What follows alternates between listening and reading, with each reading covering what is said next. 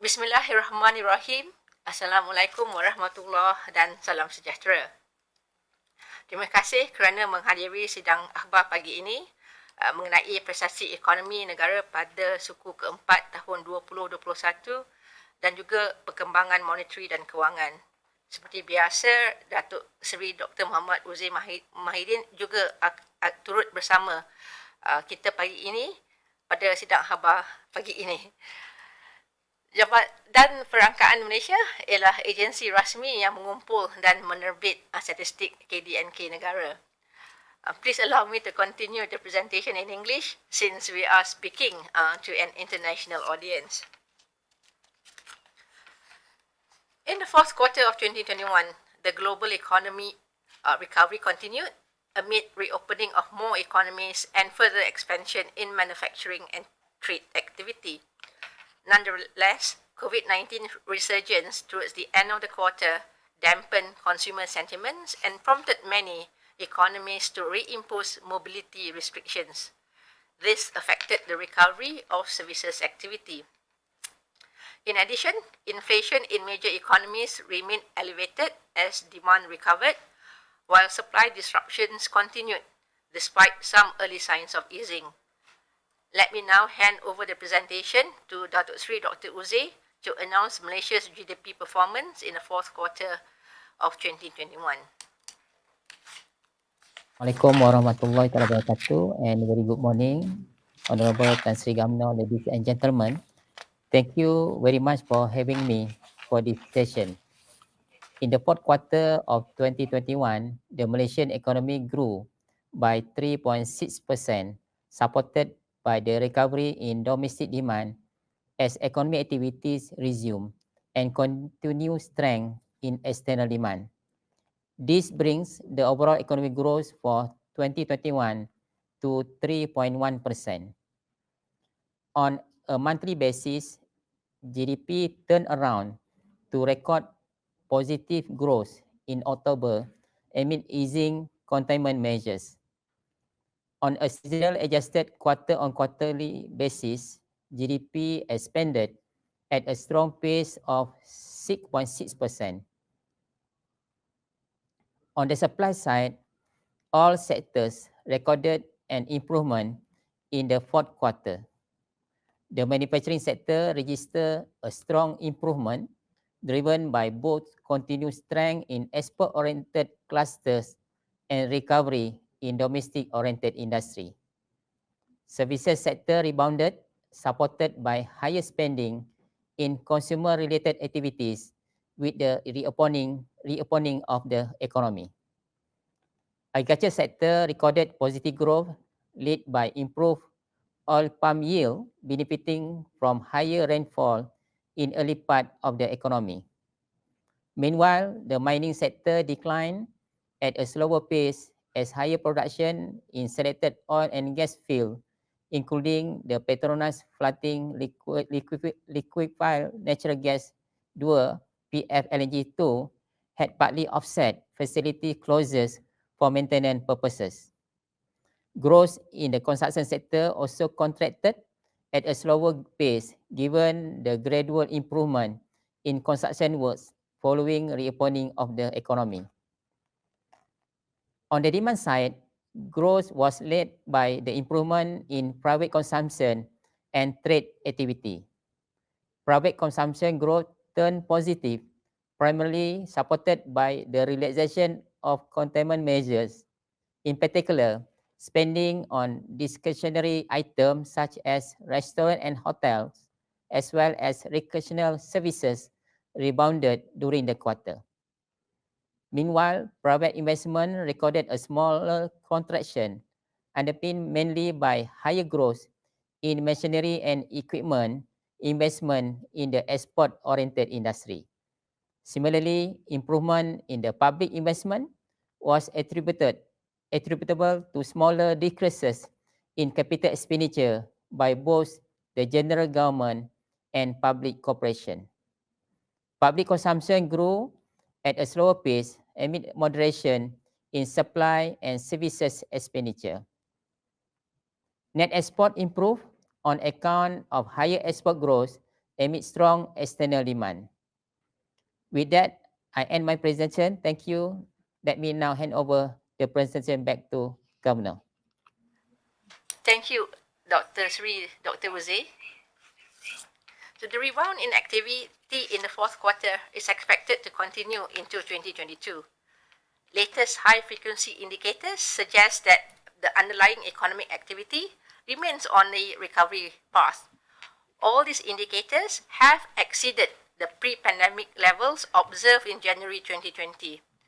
Going forward, the improving income prospect is expected to support a private sector-led recovery.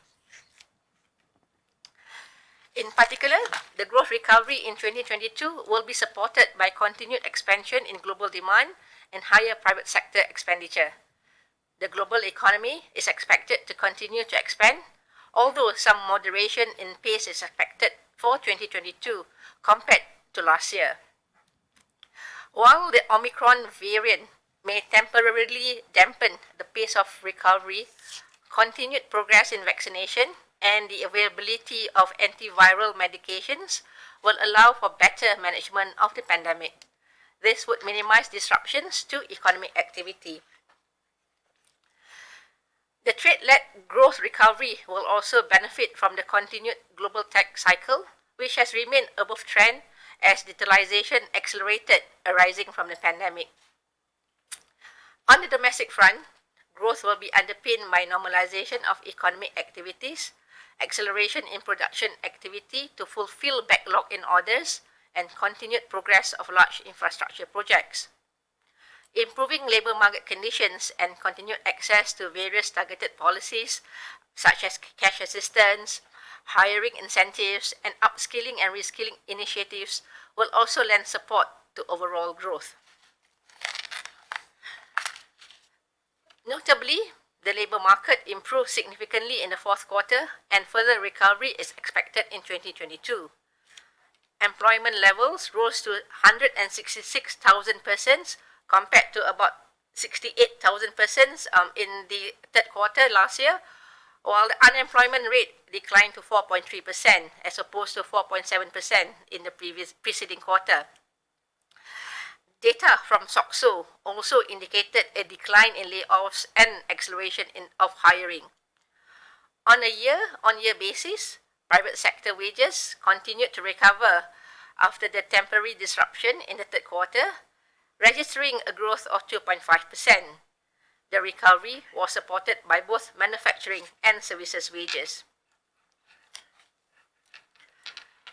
Investment activity is expected to benefit from the positive external demand in the near term and the emerging opportunities arising from the post-pandemic era. Investment intentions, especially by foreign investors, remain forthcoming, particularly in the export-oriented manufacturing industries such as E&E and chemicals. Net FDI inflows rebounded strongly to a record high of 54.9 billion ringgit in 2021, and the previous peak was in 2016 of about 47 billion ringgit only. Higher investment growth will also be supported by the increase in domestic economic activities amid improving business sentiment and higher capacity utilization rates. So going forward, seizing opportunities from global trends such as automation, digitalization, and ESG-related activities with concerted efforts in implementing domestic structural reforms would be critical towards attracting quality investment for Malaysia. This would transform Malaysia's overall investment landscape and contribute towards a much more sustainable recovery over the longer term.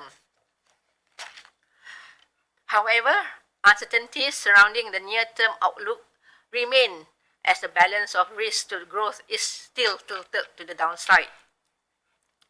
The key risk emanates from the resurgences of severe and vaccine-resistant COVID-19 variant of concerns that could lead to renewed containment measures globally and domestically, which would disrupt the economic recovery. Greater financial market volatility from faster than expected policy normalization in advanced economies, prolonged supply chain disruptions, and weaker domestic sentiments following elevated cost of living could also weigh on growth. Nevertheless, there are some upside potential to the growth outlook from better endemic management, stronger than expected global growth, as well as higher investment spending from faster implementation of policies and projects under Budget 2022 and the 12th Malaysia Plan.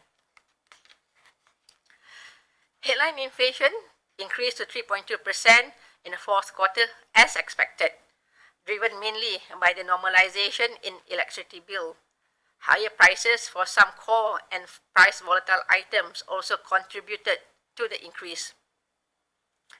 Core inflation edged higher to 0.8% during the quarter, and this reflected improved demand conditions amid the environment of high costs.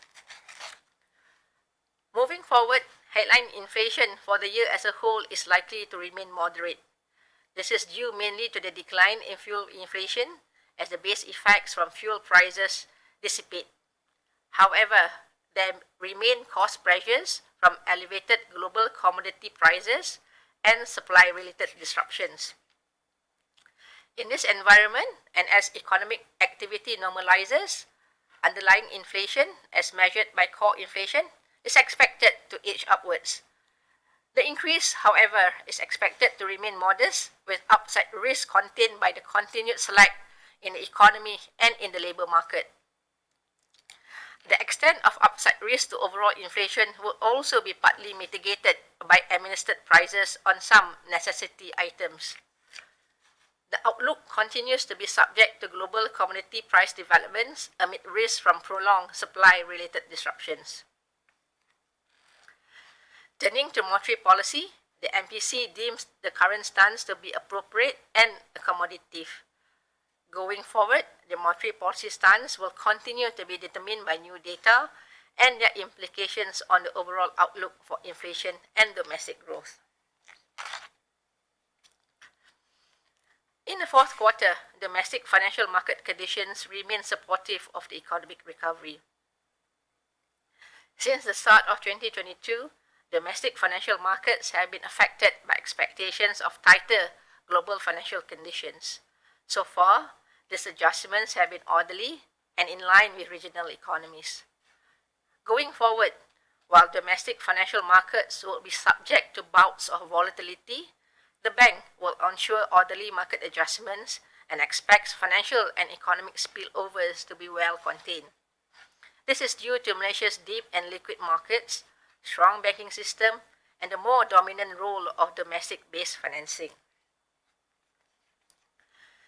Net financing expanded by 4.7% as at end of the fourth quarter, reflecting higher outstanding loan growth.